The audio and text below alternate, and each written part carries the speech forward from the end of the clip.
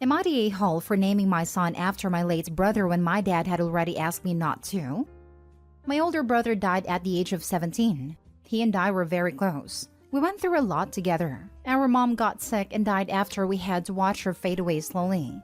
Then our dad announced he was dating 4 months later. And within 6 months of announcing this, he moved his then-girlfriend, now wife, in, and moved her kids in as well. It was a lot for us. My brother had not taken dad's moving on and moving the kids in well. He did not like our dad's wife or her kids. And in the 3 years we all lived together before he died, a lot of feelings were hurt, and a lot of things were said that left their mark. Then my brother died in an accident. His death symbolized the death of my family in so many ways. Mom's was the first to do that, and then his. A lot of weird feelings are present with my dad's wife and her kids because of how he hated them, and my dad has mixed feelings there also. When my husband and I found out we were expecting, the first thing we figured was an honor to him would be amazing. My dad jumped in when he found out we were having a boy and asked me not to. He said my brother hurt a lot of people before he died, and there was going to be a sort of bitter feeling if I named their grandson and nephew after someone who treated them badly. He told me it would be hard for him too, given that when my brother passed, he was in big trouble for saying some stuff to his wife in front of her kids. And that while he loved my brother, he also knew that my brother is a point of pain for his stepkids. I chose to use the name anyway. I'm not very close to my dad or his family, so in the end, their feelings were not enough for me to bypass honoring my beloved brother. But now, I am getting grief from my dad and his wife. They accused me of being insensitive and deliberately awful to our kids who love me and see me as a sister, and would so love to be aunts and uncles to my son, but who will have to be reminded of a person who made his hates clear. Am I the a-hole? Now for the top comments. I was named after my late aunt. Based on some comments on this thread, I lived my whole life in her shadow, and I'm nothing more than a living memorial. Your dad and stepmom feel guilty because they try to force a new family less than 6 months after the death of your mother, and unsurprisingly, your brother wanted nothing to do with. Blaming a deceased 17-year-old kid for your own mistakes is vile, not the a-hole. I'm named after 10 women from both sides of my family. I cast my own shadow, not the a-hole OP. If they add no value to your life, why are they in it? Not the a-hole. You can name your child whatever you want to. By the sounds of things, you're not as close to your dad, stepmom, and step-siblings as you were to your brother. Did your dad ever get you or your brother therapy for everything that went down? He did, just after my brother turned 16, and he realized things weren't just going to fall together the way he wanted. Not the a-hole. Your dad failed your brother as a father. That is, ultimately, what you are reminding him of. Your stepmother also failed him. Children in blended families often have anger issues and undergo a lot of emotional turmoil. This is doubly true for children who have lost a parent. Your father didn't help your brother navigate these life changes, and placed all the blame for his issues resulting from these life changes on his child. And now doesn't want to be reminded of that fact by his surviving child. What a waste of air. And on top of that, dad and stepmom are using the excuse of, but think of the step-sibs, to justify their own negative feelings. Have the step-sibs said anything for themselves? If not, this can be fully ignored. Celebrate your love for your brother by being the parents he didn't have after your mother passed. What better tribute could there be? Not directly about my son being named after my brother, but they have talked about how much it hurts them to see me love him and hear me talk about him because he hated them, and how hard it is to hear people talk so fondly about him. Next story. Am I the a-hole for making my sister leave after finding out what she was doing to my pregnant wife and kid? So, my sister is now divorcing her husband and she's staying with me while everything is finalized. Without getting too deep, my sister did have a miscarriage a few months ago. I talked to my wife before this, and I told my sister that I could find her somewhere else to stay if my wife being pregnant is going to be difficult to be around. She's been staying with us in the guest bedroom since then. My wife has lately been hyper-fixated on the baby's health. At first, I just thought that she was thinking about my sister and did my best to ease the concerns. Then I came home, my wife was in the living room crying, and she looked really stressed. She told me that she was fine and just stressed out. I didn't buy it. Eventually, she confessed what was really bugging her. My sister was pretty much trying to turn into a parent to our kid. Apparently, throughout this time, she was calling herself mom to our kid. When our kid would need a diaper change, she would do it, and get mad if my wife did it. When it was breastfeeding time, she would get upset, cry or get mad at my wife, Even ask her to formula feed so it's easier for everyone. She did more things, but you get what I'm saying. So the reason my wife was so fixated on miscarriages was because my sister was apparently berating her with things about miscarriage. Example, why are you eating that? That kills your baby. She had yogurt? No, don't do that. Don't you know that causes a miscarriage? She accused my wife of wanting a miscarriage because she was doing everything wrong or everything that causes miscarriage. The last straw was the day when she tried to tell my wife to also breastfeed a baby, then insult her when she said no. I asked how I never heard this, because while I do work late, she breastfeeds while I'm here. She said that she would do it when I'm not around, but when I left, it would start back up again. I sat down with my sister and told her that I'd be happy to get her a rental, hotel, so forth, and I support her in this. But she can't stay here, as I can't in good conscience let this affect people who are also going through hard times. She started pleading with me, saying she would never do it again. I told her that I'll keep helping her with whatever she needs. I suggested intensive therapy or professional help, but she got mad at me, so I said she needs to leave. She was yelling at me, but in the end left to a hotel. But my whole family has my butt for this, saying I will never understand a miscarriage and this is a normal behavior, and that she will never forgive me for being so mean. I'll pay to help her, emotional support, but my wife and kids didn't sign up for this. It is my fault to think that someone who went through that could be in front of that, but would I not even more of one be if I let her stay? Not day whole. As someone who's been through a miscarriage, it is not normal behavior. This requires mental evaluation. You are protecting your wife and your child from someone who has become unhinged. Or she already was, and she just took a while to let you realize her cheese had slid off her cracker. Never apologize for protecting your nuclear family, wife and kids, from crazy extended family, no matter the shape they take or the crazy lunacy they present. This is normal behavior. No, absolutely not. And she will never forgive me for being so mean. And if her nagging and stressing out your wife caused her to miscarry, would you be able to forgive her? She's jealous of your wife. She needs serious help. As for the peanut gallery, the minute one of them asks you to take her back, hit them with, "If you care so much, do it yourself." Shuts them up real quick. Not day whole. Yep, and she's using her brother as her surrogate husband. No contact. Not day whole. Your sister is severely mentally ill. No sound person behaves like this when they've had a miscarriage. The fact that she tried to claim motherhood over your son is a very alarming sign that she is, in fact, a danger to your wife and child.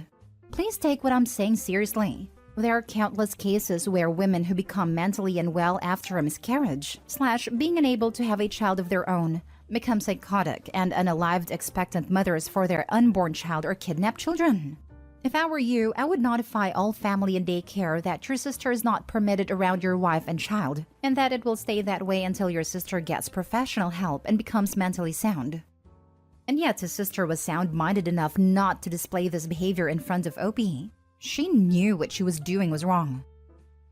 Next story. Am I the a-hole for refusing to help someone until they take a paternity test?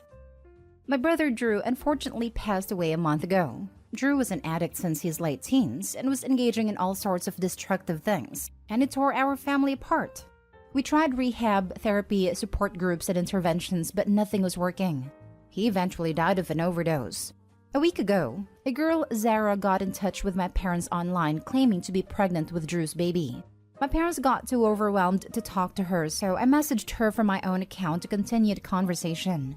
I already recognized Zara. She was Drew's ex-girlfriend from high school. Zara said she just found out she was around 10 weeks pregnant and that she was really struggling for money and could become homeless very soon, and asked if me or my parents could help her out. After doing my research, I told Zara that she needs to do a paternity test first. Even though Drew is gone, the test can be done with our dad's DNA. I even said I'd pay for the paternity test. Zara got offended and upset and said she thinks I'm horrid for calling her a liar. She sent me a voice message of her crying, which I thought was a bit out of the blue. I told Zara she can either take the test or not, but we aren't giving her any financial help until she takes the test. Zara left me on read. I told some of my friends about the situation and they think I could have been more understanding and kind to Zara. Now for the top comments. Not the whole. A woman, out of the blue, contacts your traumatized and grieving parents and says she's carrying your late brother's child, but wants you to send her money, and gets all kinds of angry and manipulative when you won't just pony up, no questions asked. No. You were plenty understanding and kind to offer to pay for a paternity test. Added to add, you don't even know for sure that she's pregnant. Just that she wants money and is going to send recordings of her crying if she doesn't get it. You don't even know for sure that she's pregnant. Just that she wants money. That was my first thought.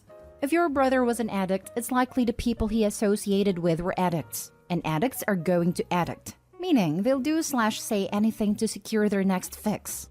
That includes lying about being pregnant with a dead man's baby in hopes the parents will blindly send money in their grief. It's possible this girl is 100% clean and being honest. They might have had just a couple no-strings attached hookups given their prior relationship.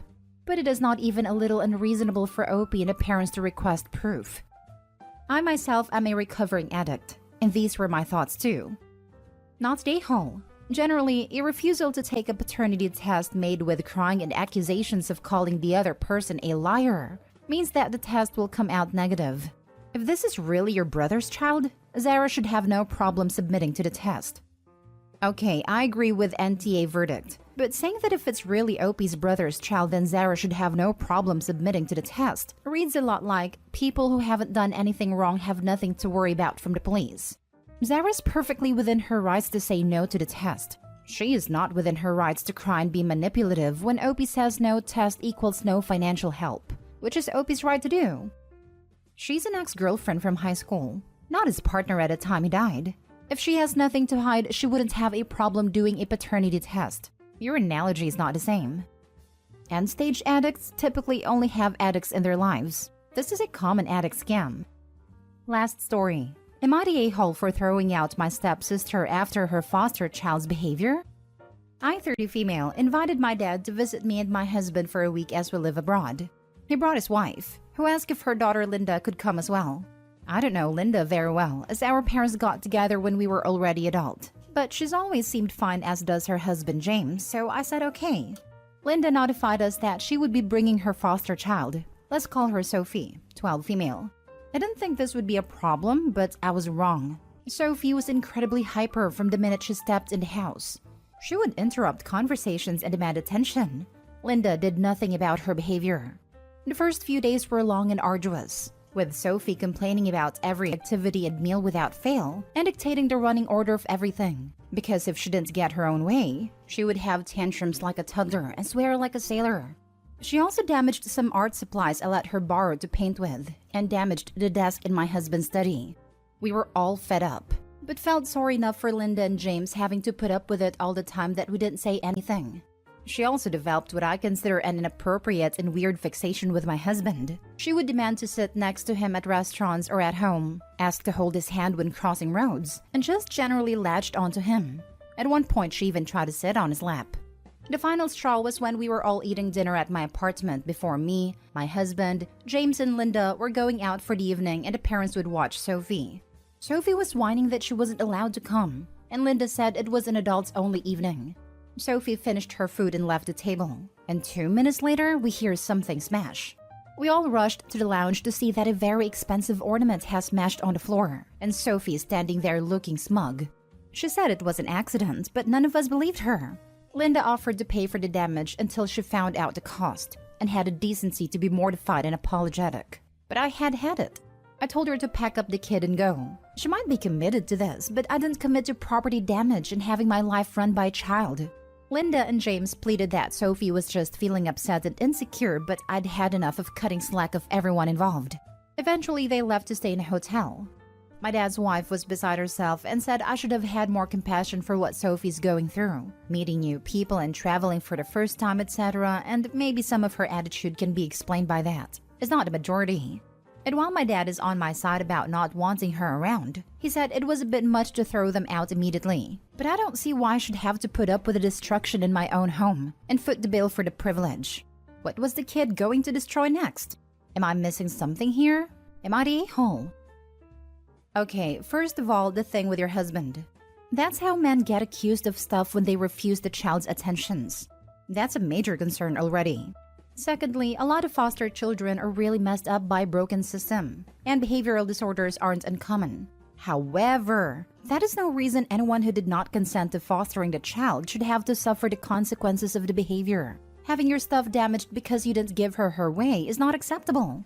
It's also concerning that her foster parents are not trying to correct or redirect their behavior. That is only going to cause the behaviors to escalate as she tests limits. Long story short, you do not have to endure a child with unmanaged behavioral issues who is destructive and possibly acts out in an adult manner towards your husband. Not a hole.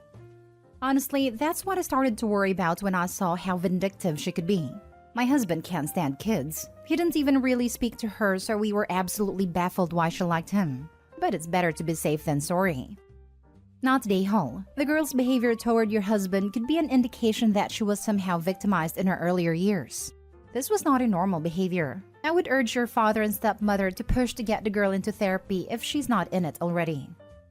It's unfortunate that she may have been victimized, but her behavior shows how vindictive she is. She could have said her husband got inappropriate with her and blew up their life. I hope he's nicer than me. They would have been told to get a hotel during the first tantrum.